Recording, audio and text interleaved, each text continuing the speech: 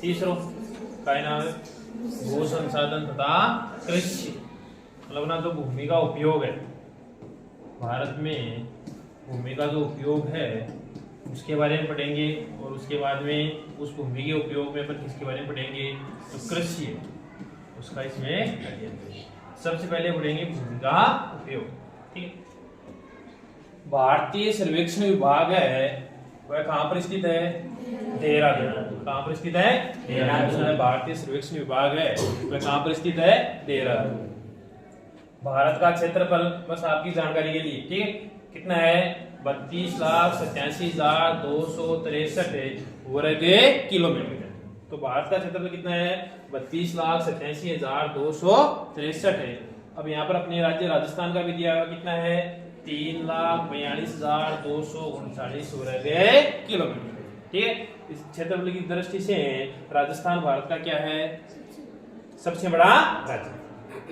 अब अपना भारतीय सर्वेक्षण विभाग है उसके कार्य सुना जाए आपके कि भारतीय सर्वेक्षण विभाग के कार्य लिखिए या कोई दो कार्य लिखिए। तो सर्वेक्षण यानी जो सर्वेक्षण करता है पहला क्या है, इसका नक्शा तैयार करना।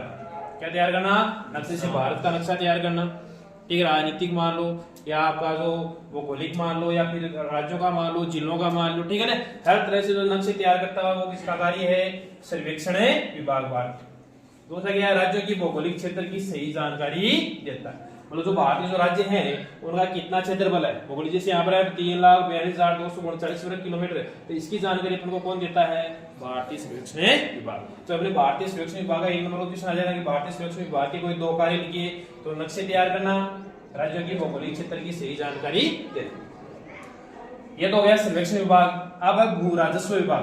ध्यान रखिए, सर्वेक्षण विभाग और ये कौन सा है, भू राजस्व सर्वेक्षण। एक तो सर्वेक्षण करता है, ठीक है, एक राजस्व। ठीक है, तो सर्वेक्षण का नक्शा तैयार करना और राज्यों की भौगोलिक क्षेत्र की सही जानकारी देना। अब भू राजस्व विभाग के कार्य, तो भू राजस्व है कि भू उपयोग का रिकॉर्ड रखना कि भारत की जितनी भी भूमि है उसमें कौन सी किसमें उपयोग में आती है उसका क्या रखना रिकॉर्ड। भाई कृषि में कितनी है, वन क्षेत्र कितना है, ठीक है, गैर कृषि में कितनी है, तो उस सब का रिकॉर्ड कौन रखता है, भू राजस्व विभाग। दूसरा, सभी 9 वर्गों का अपने भू उपयोग है, भू उपयोग में अपनी अपनी भारत की भूमि को कितने भागों में बांटा है, 9 भागों में। कितने भागों में बांटा है, 9। तो उन 9 जो सभी 9 वर्गों का योग है रिपोर्टिंग क्षेत्र पर आधारित होता है। तो रिपोर्ट होती है उसके आधारित होता है जो कमी आती है वो संतुलित अनुमान रिपोर्ट के आधार पर ही वो होता है, जो कमी है ज्यादा हो सकता है। तो भू राजस्व विभाग के कार्य हो गए ये, तो भू उपयोग का रिकॉर्ड रखना और सभी 9 वर्ग है उनका योग किसके आधार पर होती है, रिपोर्टिंग क्षेत्र पर। भू उपयोग का वर्गीकरण किसके अनुसार, भू राजस्व विभाग के अनुसार। कथा भागा बांटी अपन जमीन 9 भागों, कितने भागों में, 9 भागों में बांटी। पहला है वन अधीन क्षेत्र, कौन सा, वन, यानी जो भारत का वन है वन क्षेत्र हो गया। बंजर व व्यर्थ भूमि, यानी भारत की जो बंजर भूमि व्यर्थ भूमि है जिसका किसी काम में उपयोग, जैसे आगे मरुस्थलीय भूमि हो गई, पहाड़ी हो गई, ठीक है ना, वो किसमें आ गई, बंजर या व्यर्थ भूमि में। गैर कृषि भूमि यानी वह भूमि जिसका क्या है, कृषि में उपयोग नहीं होता है। किसमें उपयोग नहीं होता है, कृषि में नहीं होता है। जैसे आपका कोई भी शहर है, ठीक है ना, या जहाँ पर कोई ढाणी बसी हुई है, ठीक है, वो सभी या कोई सड़क है आपकी, तो वो किसमें आ गई, गैर कृषि में आ गई। स्थायी चारागाह क्षेत्र यानी जहाँ पर क्या है, चारागाह बनाई गई। वृक्षों में जो बागों के अधीन बागान है उनके अधीन भूमि, यानी यहाँ पर फलों के जो पौधे है वो ज्यादातर लगाए जाते हैं। फिर है कृषि योग्य व्यर्थ भूमि, यानी कृषि योग्य तो है लेकिन क्या है, व्यर्थ भूमि। इसमें कितने साल है, 5 वर्ष। कितने वर्ष है, 5 वर्ष या उससे अधिक। कोई भी जमीन है वहां पर कृषि नहीं होती है तो उसे अपन क्या बोलते हैं, कृषि योग्य व्यर्थ भूमि कहते हैं। इसमें अपन सुधार करके कृषि कर सकते हैं। वर्तमान प्रतिभूमि किसे कहते हैं, तो 1 साल से 1 वर्ष या 1 वर्ष से कम समय से वहां पर कृषि नहीं की गई उसे क्या कहते हैं, वर्तमान प्रतिभूमि। जहाँ पर अड़ाओ को ठीक है खेत को, तभी कौन से आएगी, वर्तमान प्रतिभूमि। जो किसान होता है, कृषक होता है, वह अपनी भूमि की प्राकृतिक उर्वरता, कौन सी, प्राकृतिक रूप से उर्वरता बढ़ाने के लिए इस भूमि का उपयोग करते हैं। पुरातन प्रतिभूमि 1 वर्ष से लेकर 5 वर्ष के बीच में होती है। और निवेल बोया गया क्षेत्र यानी जो अपने कृषि करते हैं वो क्षेत्र। इस आधार पर अपने भू उपयोग कितने वर्गीकरण है, 9 प्रकार से। पहला है वन अधीन क्षेत्र। सरकार द्वारा वनों के क्षेत्र का सीमांकन इस प्रकार किया जाता है जहां क्या हो सके, वन विकसित हो सके, मतलब वनों के विकास के लिए। बंजर व व्यर्थ भूमि वह भूमि जहां कृषि नहीं की जा सकती है, जैसे पहाड़ी, मरुस्थल, दलदल या भीड़ में। गैर कृषि भूमि वह भूमि जो बस्तियों, सड़कों, नहरों, नदियों, उद्योगों आदि के उपयोग में आती है। मतलब भूमि का उपयोग तो है लेकिन किस में नहीं है, कृषि में नहीं। तो गैर कृषि में हो गई वो सारी। भाई कृषि के अलावा कोई भी चीज बने, जैसे स्कूल है तो स्कूल भी किस में आ गई, गैर कृषि। भाई अपने स्कूल बन रही है, अपनी कृषि थोड़ी हो रही है, ठीक है, तो गैर कृषि में आएगी। जनसंख्या वृद्धि के कारण इस प्रकार की भूमि के क्षेत्रफल में क्या हुई है, वृद्धि हुई है। तो एक बहुत ही बढ़िया प्रश्न है कि जनसंख्या वृद्धि के कारण किस भू उपयोग में सर्वाधिक वृद्धि हुई है, गैर कृषि। भाई देखो और सब उपयोग हो रहे कोई ना कोई रूप में, ठीक है। अब गैर कृषि है मतलब कृषि को करे एक ही भूमि को कहीं हो रही है, उपयोग हो रही है, बढ़ रही है। जहाँ स्कूल बन रहा है या शहर ज्यादा बढ़ रहा है, अपन सड़का बना रहे हैं, रेलवे लाइन या हवाई जो भी अपन बना रहे हैं, जमीन पर तो बना रहे हैं ना, तो कौन सी हो गई, गैर कृषि हुई। तो जनसंख्या वृद्धि के कारण इस प्रकार की भूमि के क्षेत्रफल में वृद्धि हो रही। स्थायी चारागाह क्षेत्र, इस प्रकार की भूमि पर ग्राम पंचायत या सरकार का क्या होता है, अधिकार होता है। ग्राम पंचायत के स्वामित्व वाली भूमि को क्या कहा जाता है, साझा संपत्ति संसाधन कहा जाता है। मतलब सबकी साझा, पूरे गांव की साझा संपत्ति, सभी लोग वहां पर जा सकते हैं। वृक्ष व बागों की अधीन भूमि वह भूमि जिस पर उद्यान व फलदार वृक्ष लगे होते हैं। मतलब इसका फलों के जो पेड़ होते हैं वो लगाए जाते हैं। इस प्रकार की अधिकतर भूमि व्यक्तियों के निजी स्वामित्व में, कौन सी स्वामित्व में, निजी, यानी खुद की जमीन है। यह भूमि निविल बोए गए क्षेत्र में शामिल नहीं होती। निविल बोया गया, शुद्ध बोया गया क्षेत्र जहां पर अपन कृषि करते हैं, उसमें इस क्षेत्र को क्या नहीं किया जाता है, शामिल नहीं किया जाता। तभी तो अलग है ना, निविल बोया गया क्षेत्र से अलग बता दिया। कृषि योग्य व्यर्थ भूमि, मतलब कृषि योग्य है लेकिन क्या है, व्यर्थ। वह भूमि जो पिछले 5 वर्षों या अधिक समय तक परती या कृषि रहित रही है, उसे कृषि योग्य व्यर्थ भूमि कहा जाता है। भूमि सुधार तकनीक यानी टेक्नोलॉजी द्वारा अपन इसे सुधार कर कृषि योग्य बनाया जा सकता है। मतलब इसे सुधार करके कुछ इसमें क्या कर सकते हैं, कृषि कर सकते हैं। वर्तमान प्रतिभूमि वह कृषि योग्य भूमि जो 1 वर्ष या उससे कम समय तक कृषि रहित रहती है, कृषि नहीं की जाती है। किसान भूमि की गुणवत्ता को प्राकृतिक रूप से प्राप्त करने के लिए भूमि को क्या रखता है, प्रति रखता है। पुरातन प्रतिभूमि वह कृषि योग्य भूमि जो 1 वर्ष से अधिक लेकिन 5 वर्षों से कम समय तक कृषि रहित रहती है। तो 3 आएगी। वर्तमान प्रतिभूमि 1 साल से कम, पुरातन प्रतिभूमि 1 साल से अधिक लेकिन 5 साल से कम, और एक कौन सी हो गई, कृषि योग्य व्यर्थ भूमि, वो कितनी साल होगी, 5 साल या 5 साल से अधिक। निविल बोया गया क्षेत्र वह भूमि जिस पर फसलें उगाई वह काटी जाती है, क्या कहलाता है, निविल बोया गया क्षेत्र। मतलब जहां पर अपन कृषि करते हैं वो क्षेत्र हो गया, शुद्ध बोया गया क्षेत्र हो गया, उसे अपन क्या बोलते हैं, निविल बोया गया क्षेत्र। तो ये अपने जो भू उपयोग के भू राजस्व विभाग के अनुसार 9 वर्ग थे वो हो गए। सकल बोया गया क्षेत्र, देखो निविल बोया गया क्षेत्र को मतलब कहीं वो जब आप खेती कर रहे हैं वर्तमान वो निविल शुद्ध। सकल बोया गया क्षेत्र है, इसमें कौन कौन शामिल होते हैं, देखो सकल को मतलब जटिया खेती कर सका, जटे खेती कर सका पे सारी में आएगी। तो निविल बोया गया क्षेत्र जहां पर वर्तमान में कर रहे हैं वो हो गए। इसमें वर्तमान प्रतिभूमि 1 साल से वहां पर खेती तो कर ही सकते हैं ना अपन, तो वो शामिल हो गया। पुरातन प्रतिभूमि वहां पर भी कर सकते हैं लेकिन 5 साल तक नहीं करे, वो भी शामिल हो गई। और कृषि योग्य व्यर्थ भूमि है, उसमें अपन भू तकनीक जो है टेक्नोलॉजी द्वारा सुधार करके कृषि करे सकते हैं। मतलब वो सभी क्षेत्र है जहां पर कृषि की जा सकती है, उसे क्या कहा जाता है, सकल बोया गया क्षेत्र। इसमें निविल बोया गया क्षेत्र, वर्तमान प्रतिभूमि, पुरातन प्रतिभूमि, कृषि योग्य व्यर्थ भूमि शामिल होती है। सकल कृषि योग्य भूमि 1950-51 में कितना प्रतिशत था इसका, 59.5% है। और 2014-15 में कितना प्रतिशत है, 58%। यानी अपन जो भारत आजाद हुआ था वहां से लेकर वर्तमान समय तक देखें तो इसके क्षेत्र में क्या हुई है, कमी हुई है। क्या हुई है, कमी। भारत में भू उपयोग परिवर्तन के कारण, कि भारत में जो भूमि उपयोग है परिवर्तन को क्या कारण है, शुरुआत में अपन देखिए 59.5 है सकल कृषि योग्य, अब ये कम हो रही है, तो कोई बढ़ रही है कोई घट रही है, तो कारण कहीं है। तो कोई भी क्षेत्र भूमि को उपयोग नहीं, आर्थिक क्रिया पर निर्भर करे। कहां पर निर्भर करे, आर्थिक, कि वहां के लोग हैं कृषि से जुड़े हुए हैं, उद्योगों से जुड़े हुए हैं या सेवा क्षेत्र से जुड़े हुए, मतलब कोई शहर है तो उसी के आधार पर उस भूमि का क्या होता है, उपयोग होता है।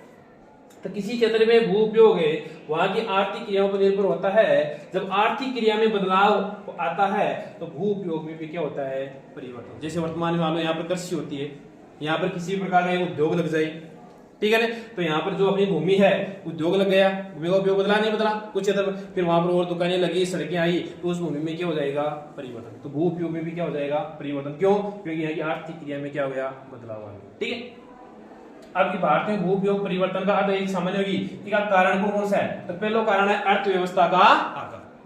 भू उपयोग परिवर्तन का कारण में पहला कौन सा है? अर्थव्यवस्था का आकार। बढ़ती जनसंख्या, खाद्यान्नों की बढ़ती मांग और प्रौद्योगिकी टेक्नोलॉजी के विकास के कारण अर्थव्यवस्था का आकार समय के साथ क्या होता है? बढ़ता है। इससे भूमि पर दबाव बढ़ता है और सीमांत भूमि को प्रयोग में लाया जाता है। मतलब भूमि पर दबाव बढ़ता है और जो अन्य भूमि होती है उसको अपन क्या करते हैं? प्रयोग में लाते हैं। अर्थव्यवस्था की संरचना, दूसरा कारण क्या हो गया? अर्थव्यवस्था की संरचना। अर्थव्यवस्था की संरचना में समय के साथ क्या होता है? बदलाव होता है। समय के साथ अर्थव्यवस्था में भी क्या होता है? कुछ बदलाव होता है। इसे द्वितीय व तृतीय क्षेत्र में अधिक तेजी से क्या होती है? वृद्धि होती है। मतलब प्राथमिक क्षेत्र के अलावा तो द्वितीय तृतीय उनमें तेजी क्या होती है? अधिक होती है। इस प्रक्रिया में धीरे धीरे कृषि भूमि गैर कृषि कार्यों में क्या होने लगती है? प्रयुक्त होने लगती है। कृषि भूमि है लेकिन द्वितीय और तृतीय क्षेत्र वहां पर आ गई तो वो किसमें होने लगी? गैर कृषि कार्यों में प्रयुक्त होने लगी। तो अर्थव्यवस्था की संरचना में बैठे अपने उद्योग लाग जाए, डेवलप कृषि हो रही है लेकिन भी के बाद उद्योग द्वितीय क्षेत्र में सड़कों को परिवहन वगैरह हो जाए, अभी को चाल बचे आने गैर कृषि कार्य का ही जैविक भूमि को उपयोग हुआ। दूसरा को तीसरा है कृषि का अर्थव्यवस्था में योगदान। मतलब कृषि है भी अर्थव्यवस्था में कई योगदान है। तो कृषि का अर्थव्यवस्था में योगदान समय के साथ कम होता जाता है। योगदान तो कहीं हो रहे अपन 1947 से आजादी के बाद में इसका योगदान धीरे धीरे क्या होता जा रहा है? कम है। जबकि भूमि पर कृषि कार्यों का दबाव कम नहीं होता है। यानी भी कि समय भी अर्थव्यवस्था में तो योगदान कम हो रहे पर बड़े काम करने का लोग है या जिसकी मांग है कहीं नहीं हो रही, कम है। तो ये तीन प्रमुख कारण होगा भू उपयोग का परिवर्तन। अब कृषि भूमि पर बढ़ते दबाव के कारण की कृषि की जो भूमि है पर दबाव बढ़ने को कई कारण है। विकासशील देशों में कृषि निर्भर लोगों का अनुपात धीरे धीरे घटता है। मतलब विकासशील देश है, ठीक है, इन कृषि पर जगह निर्भर लोग है बाबा अनुपात कहीं हो रहे धीरे एक साथ घट रहे हो, धीरे धीरे गिर रहे। जबकि कृषि का सकल घरेलू उत्पाद में जीडीपी है में योगदान क्या हो रहा है? तेजी से कम होता है। मतलब जीडीपी नहीं देश में आय मत आपने कृषि को योगदान तेजी से कम हो रहे लेकिन लोग है जगह संख्या है निर्भर लोग है बाबा अनुपात कहीं हो रही धीरे धीरे घट रहे। वह जनसंख्या जो कृषि क्षेत्र में निर्भर होती है प्रतिदिन क्या होती जाती है? बढ़ती ही जाती है। जनसंख्या बढ़ रही है। अब भू उपयोग के 4 क्षेत्रों में वृद्धि हो रही है। क्यों? 4 क्षेत्रों में वृद्धि हुई है, 4 में कमी। तो जगह में वृद्धि हुई है तो क्यों हुई है वृद्धि वाली? क्योंकि भू उपयोग जो 4 क्षेत्रों में वृद्धि हुई है क्यों हुई है? या कौन कौन से 4 क्षेत्रों में वृद्धि हुई है? तो पहला वन क्षेत्र में वृद्धि हुई है, गैर कृषि कार्यों में प्रयुक्त भूमि में वृद्धि हुई है, वर्तमान प्रतिभूमि में वृद्धि हुई है और निविल बोया गया क्षेत्र में क्या हुई है? जो गैर कृषि कार्य में बताते वर्तमान में आपने कही है ज्यादा द्वितीय तृतीय क्षेत्र है हम ज्यादातर भाग है तो अपनी भूमि है बिल्कुल वर्तमान में हो रही है गैर कृषि कार्य में उपयोग हो रही है, ठीक है। वर्तमान प्रतिभूमि होगी तो किसान का करें प्राकृतिक उपजाऊ क्षमता बढ़ाएगा तो भूमि का छोटा है प्रति छोटा है। निविल बोया क्षेत्र जो कृषि वाला है जो कृषि होगी व्यर्थ भूमि थी, कौन सी? कृषि होगी 5 साल से अधिक, उसमें किसान टेक्नोलॉजी में सुधार करके उसमें क्या करें? बढ़ोतरी से निविल बोया गया क्षेत्र में क्या हो गया? वृद्धि। वन क्षेत्र में वृद्धि, पहला वन क्षेत्र में वृद्धि सीमांकन के कारण ये न कि वहां पर वास्तविक वन आवरण के कारण यानी सीमांकन न वनों का उस सीमांकन किया गया उसके आधार पर तो इसमें वृद्धि होगी हुई है लेकिन वास्तव में वन आवरण यानी वनों के आवरण के आधार पर नहीं, केवल किसके आधार पर हुई है? सीमांकन के आधार पर हुई है। गैर कृषि कार्यों में प्रयुक्त भूमि में वृद्धि का कारण है भारतीय अर्थव्यवस्था की संरचना में होने वाला बदलाव है। अर्थव्यवस्था में कहीं संरचना में बदलाव हो रहे विश्व गैर कृषि कार्यों में प्रयुक्त भूमि में वृद्धि हो रही। इस भूमि का विस्तार कृषि योग्य व्यर्थ भूमि तथा कृषि भूमि की हानि पर है। ये तो कृषि योग्य व्यर्थ भूमि है और एक अपनी कृषि भूमि है जो कृषि करें बी की हानि पर हुई है यानी बात कम हुई है और बड़ी कौन सी है? गैर कृषि जो आपका गैर कृषि कार्य में वृद्धि हुई है। वर्तमान प्रतिभूमि में वृद्धि के 2 कारण, वर्तमान प्रतिभूमि की है वृद्धि का 2 कारण नहीं है। ये तो वर्षा की क्या है? अनियमितता है यानी कभी अगर समय के साथ बरसात नहीं होती है, ठीक है, हो गई। तथा फसल चक्र पर है निर्भर है, मतलब फसल चक्र निर्भर करना भाई एक बार बाध्यावान छोड़ने वाले। निविल बोए गए क्षेत्र में वृद्धि का कारण है कृषि योग्य व्यर्थ भूमि का क्या है? जो कृषि योग्य व्यर्थ भूमि उसका उपयोग है जिससे किसमें वृद्धि हुई है? निविल बोए गए क्षेत्र में। तो इन 4 क्षेत्रों में वृद्धि। अब भू उपयोग के 4 क्षेत्रों में कमी। 4 क्षेत्र को कौन सा कमी हुई है? बंजर और व्यर्थ भूमि, कृषि योग्य व्यर्थ भूमि मतलब जगह बठी बड़ी है ने बेका की वजह बड़ी है बम कहीं की ने चारागाह तथा तनु फसलों के अंतर्गत क्षेत्र जो बागानों वाली है, और पुरातन प्रति इनमें क्या हुई है कमी। समय के साथ कृषि तथा गैर कृषि कार्य तो भूमि पर क्या बढ़ा है, दबाव बढ़ा है। इससे व्यर्थ व कृषि योग्य व्यर्थ भूमि है उसमें क्या ये कमी है। जो गैर कृषि कार्य है भूमि पर दबाव बढ़ता है तो ज्यादातर पहले अपन कहाँ पर किसी चीज का निर्माण करेंगे जिसका उपयोग अपन क्या नहीं करें, कृषि के लिए नहीं करें, ठीक है ना, अपन पहले उसी पर उपयोग करेंगे। लेकिन अगर वहां पर भूमि नहीं है तब अपन कृषि योग्य भूमि चुनेंगे। चारागाह भूमि करने का कारण है कृषि भूमि पर बढ़ता क्या है, दबाव। कृषि भूमि पर क्या बढ़ रहे, दबाव बढ़ रहे हैं ना, चारागाह भूमि में कहीं वो कमी होगी। साझे चारागाहों पर गैर कानूनी तरीके से कृषि विस्तार इसकी कमी का मुख्य कारण है। चारागाह भूमि में कमी का मुख्य कारण क्या है, इसमें भाई गैर कानूनी तरीका से कृषि करें। तो चारागाह भूमि है ना, बिना कोई कानूनी तरीके से वहां पर क्या करें, कृषि करें, जिसकी वजह से चारागाह भूमि में क्या हो रहा है, कमी हो रही। निविल बोए गए क्षेत्र में कमी का कारण क्या हो सकता है, गैर कृषि कार्यों में प्रयुक्त भूमि में वृद्धि होना हो सकता है। कितना जाए, अगर किसी क्षेत्र में निविल बोए गए क्षेत्र में कमी हो रहा है तो उसके मुख्य कारण क्या हो सकता है कि वहां की भूमि का है उसका उपयोग अन्य कामों में अपन उपयोग में लेने लगे, गैर कृषि कार्यों में प्रयुक्त होता है तो इस भूमि में क्या हो सकती है, कमी हो सकती है। भूमि के स्वामित्व के आधार पर भूमि को कितने भागों में बांटा गया है, 2 भागों में। स्वामित्व के आधार यानी कि कौन उस भूमि का स्वामी है, उसका मालिक है कौन, उसके आधार पर कितने भागों में बांटा गया है, 2 भागों में बांटा गया है। पहला कौन सा है, निजी भू संपत्ति, और दूसरा कौन सा है, साझा भू संपत्ति। निजी यानी किसी व्यक्ति विशेष या व्यक्तियों के समूह की जमीन होती है, संपत्ति होती है, और साझा यानी सरकार की या पूरे समुदाय की जिस पर क्या होती है, संपत्ति होती है, निजी भू संपत्ति। इस वर्ग की भूमि पर व्यक्तियों का निजी स्वामित्व या कुछ व्यक्तियों के समूह का निजी स्वामित्व है, या तो किसी एक व्यक्ति का या कुछ व्यक्तियों के एक समूह का निजी स्वामित्व यानी उसका अधिकार उस पर होता है।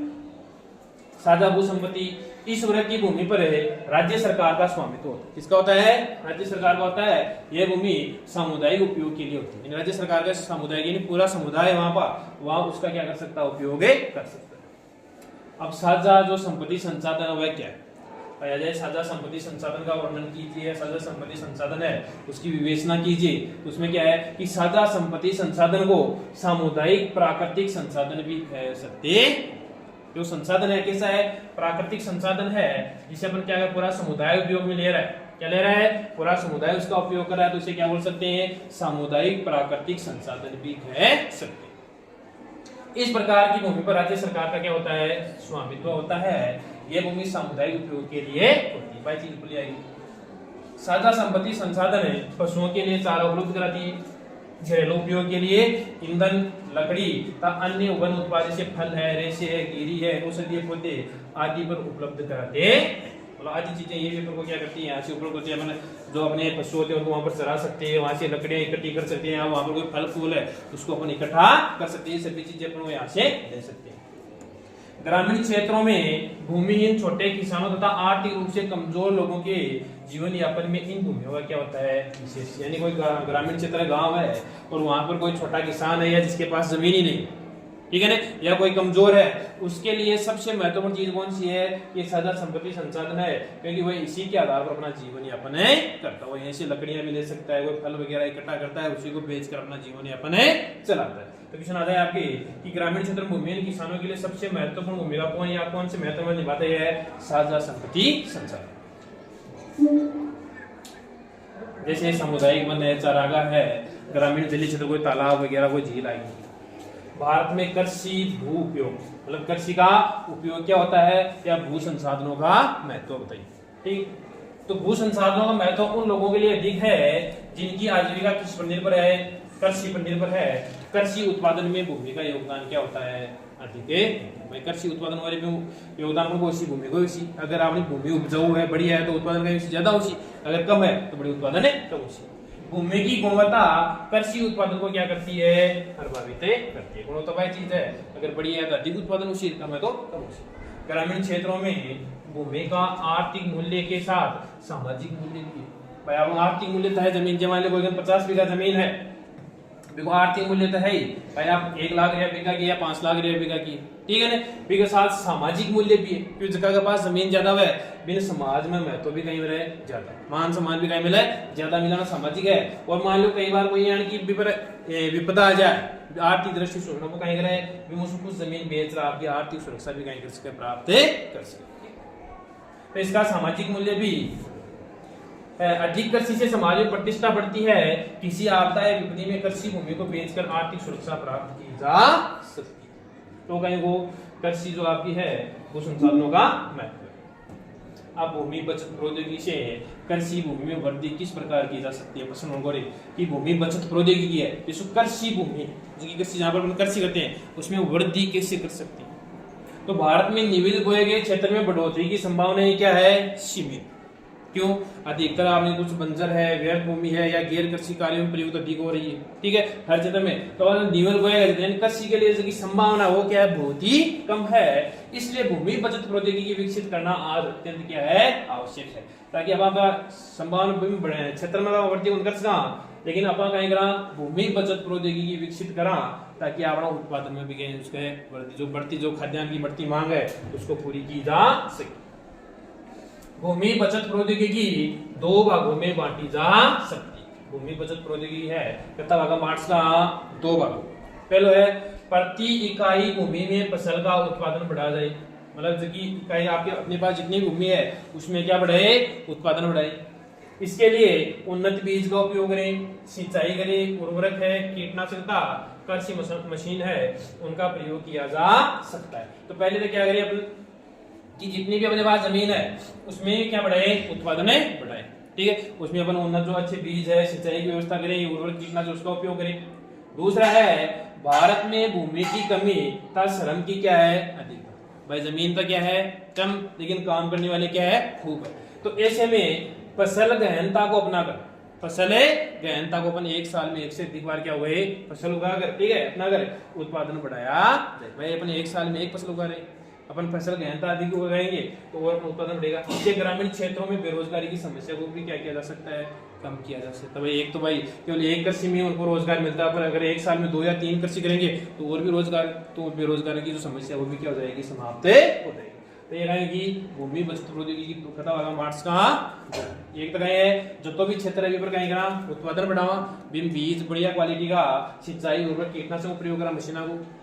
दूसरा कहीं करा भारत में भूमि की तो कहीं है कमी और श्रम की कहीं है अधिक, ठीक है। तो जो अभी फसल गहनता है उसको अपनाकर अपन क्या बढ़ाए, उत्पादन बढ़ाए, ताकि ग्रामीण क्षेत्रों में जो बेरोजगारी की समस्या है उससे अपन क्या छुटकारा पा सके। कृषि गहनता का सूत्र, कृषि गहनता अपन कैसे निकाले, तो सकल बोया गया क्षेत्र, कौन सा सकल, जितनी संभावना है कृषि वो क्षेत्र बटा निविल बोया गया क्षेत्र इनटू 100, किससे गुणा हो जाएगा 100 से, तो क्या आ जाएगी आपकी कृषि गहनता।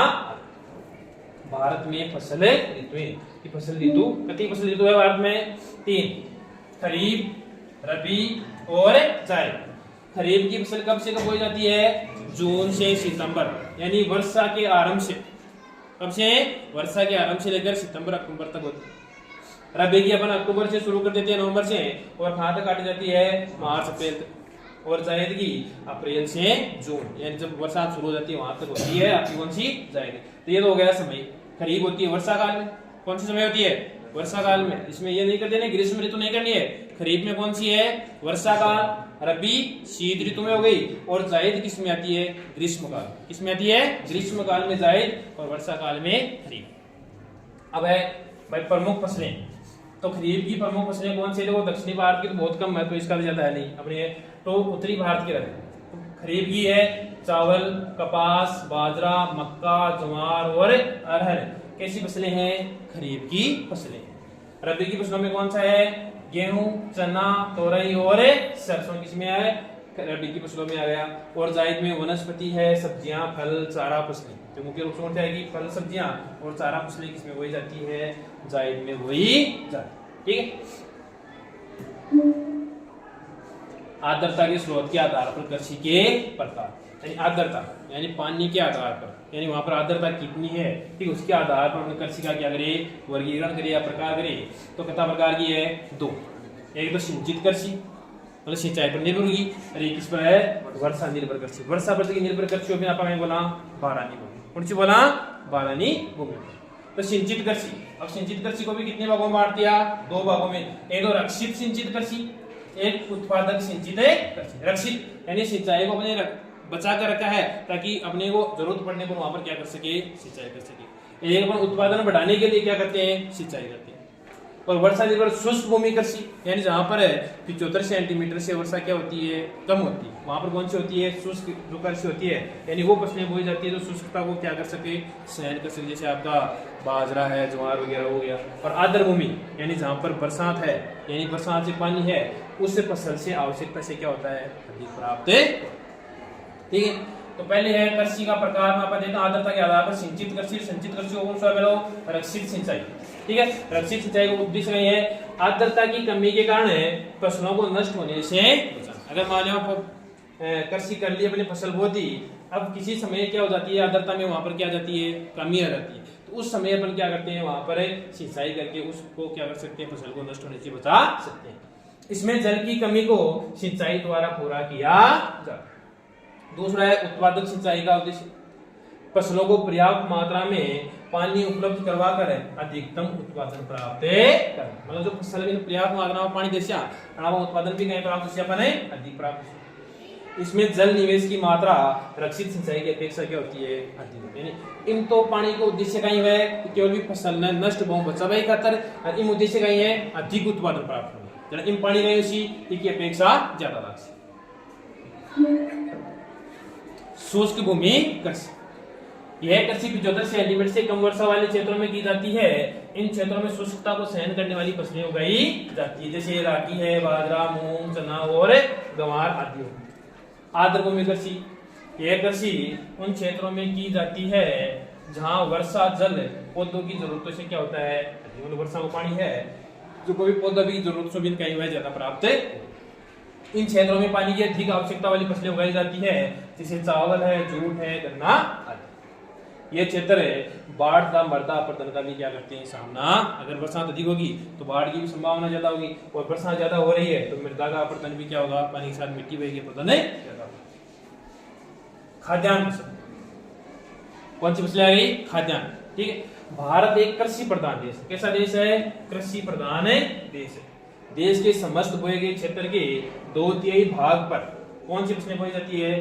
खाद्यान्न फसलें बोई जाती है। बोला जाता है क्षेत्र पर कृषि करा बिका 2/3 भाग पर केवल कौन सी फसलें उगावा? खाद्यान्न फसलें उगाते हैं, क्योंकि भारत की जनसंख्या क्या है? बहुत ज्यादा है, तो उसकी जो खाद्यान्न मांग को पूरी करने के लिए वही उगानी होती है। तो अनाज की संरचना के आधार पर खाद्यान्न को कितने वर्गों में बांटा जा सकता है? 2। संरचना के आधार पर कितना भाग में? 2। एक को अपन क्या बोलते हैं? अनाज, और एक को क्या बोलते हैं? ठीक है, अब जो भारत एक एक स्थान को भी आ जाए, भारत एक प्रधान देश है, तो क्या आ जाएगा उसमें? कृषि। ठीक, तो ये हो गई, बाकी का अपन कल पढ़ेंगे।